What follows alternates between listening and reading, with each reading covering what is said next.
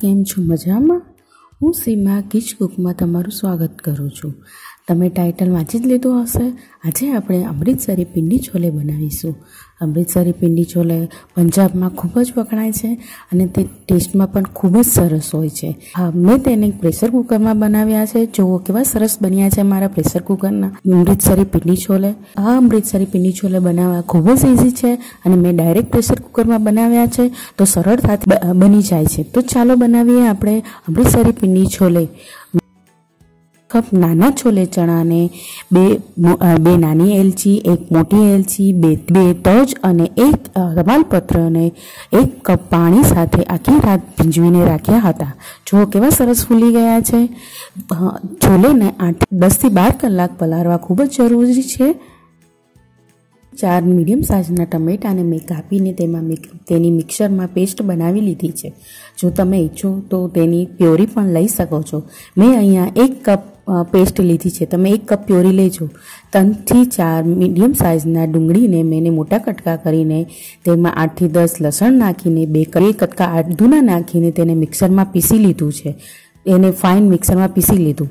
હવે એક તપેલામાં 1 કપ પાણી નાખીને તેને ઉકળવા મૂકીશું.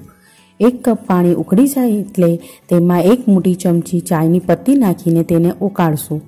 આ ચાનું પાણી આપણે છોલેમાં નાખીએ તો તેનો ટેસ્ટ ખૂબ જ સરસ આવે છે અને કાળા ચણા જે રેસ્ટોરન્ટમાં મળે છે તે આના લીધે જ મળે છે. તે લોકો ચાનું પાણી ઉમેરતા હોય છે છોલે બનાવવા માટે.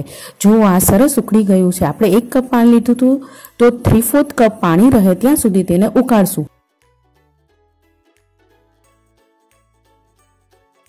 હવે તે ઉકળી ગયું છે તો એને સાઈડમાં મૂકીને પ્રેશર કુકર હવે ગરમ કરીશું. તેમાં 6 થી 7 મોટા ચમચા તેલ નાખીશું. છોલેમાં તેલ ખૂબ જ જરૂરી છે એટલે થોડુંક વધારે નાખીશું. હવે તેલ ગરમ થઈ ગયું છે તેમાં આપણે ડુંગળીની પેસ્ટ નાખીને તેને સાતળી લેશું.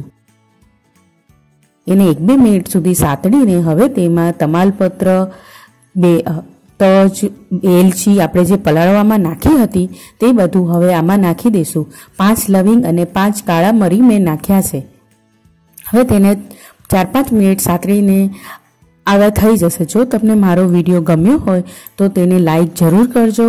તમે તમારા મિત્રો, ફેમિલી સાથે વોટ્સએપ અને ફેસબુકમાં શેર જરૂર કરજો અને તમે મારી ચેનલ સબસ્ક્રાઈબ ના કરી હોય તો એને સબસ્ક્રાઈબ કરજો અને બેલ આઇકન પ્રેસ કરવાનું ભૂલતા નહીં, તેથી મારી નવી નોટિફિકેશન રેસિપીની તમને જલ્દી મળી રહે. હવે જુઓ 6 થી 7 મિનિટ પછી તે આવું સરસ બ્રાઉન કલરની પેસ્ટ થઈ ગઈ હશે આપણી ડુંગળીની. હવે તેમાં ટમેટાની પેસ્ટ નાખીને આપણે તેને 2-3 મિનિટ સુધી હલાવતા રહીશું. 2-3 મિનિટ પછી જો એ ઘાટી થઈ ગઈ છે. હવે તેમાં આપણે બધા મસાલા નાખી દઈશું. 1 મોટો ચમચો લાલ મરચું પાવડર, કાશ્મીરી લાલ મરચું પાવડર, 2 ચમચા છોલે મસાલા, નમક નાખી દઈશું, મીઠું નાખી દઈશું, 2 મોટા ચમચા ધાણા જીરું પાવડર નાખી દઈશું, 1 ચમચી હળદર નાખી દઈશું, 1 ચમચી આપણે અનાજ દાણા નાખી દઈશું એટલે કે સૂકા દાડમના દાણા. જો તમારી પાસે હોય તો એ નાખજો, અધરવાઇઝ ચાલશે. એ ના નાખો તો પણ ચાલશે. છોલે મસાલામાં એ આવે જ છે. હવે એને સારી રીતે આપણે સાતળી લઈશું. ત્યાં સુધી તેમાંથી તેલ છૂટું ના પડે ત્યાં સુધી એને સાતળી લઈશું.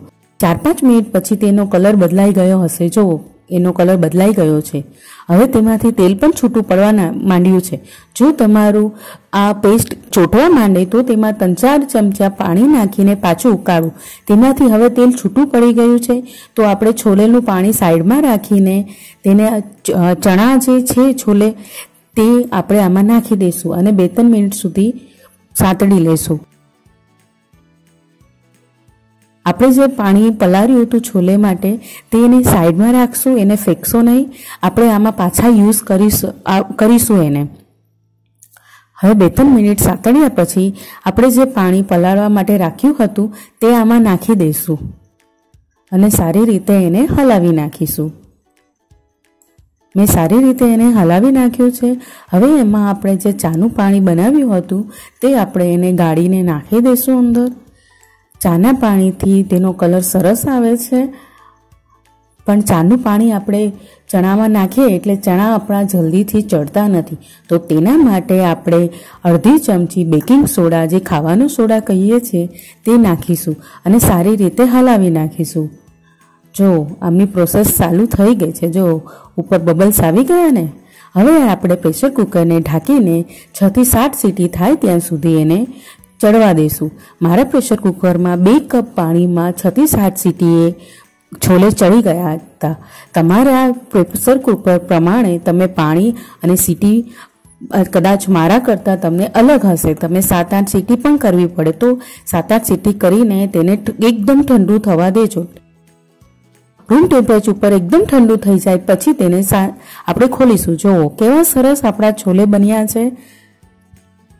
એમાંથી તેલ પણ છૂટું પડી ગયું છે. જુઓ હું તમને એક આંગળીથી દબાવીને બતાવીશ કે કેવા સરસ ચડી ગયા છે. જુઓ ચડી ગયા છે ને.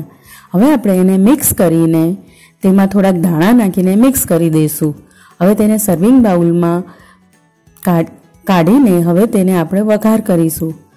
આમાં તમાલપત્ર કે જે બધું આવે તેને હવે સાઈડમાં કાઢી નાખશું, કેમ કે એ જમવામાં આવે તો આપણને ભાવે નહીં, એટલે આપણે સાઈડમાં કાઢી નાખીશું. હવે આપણે વઘાર કરીશું.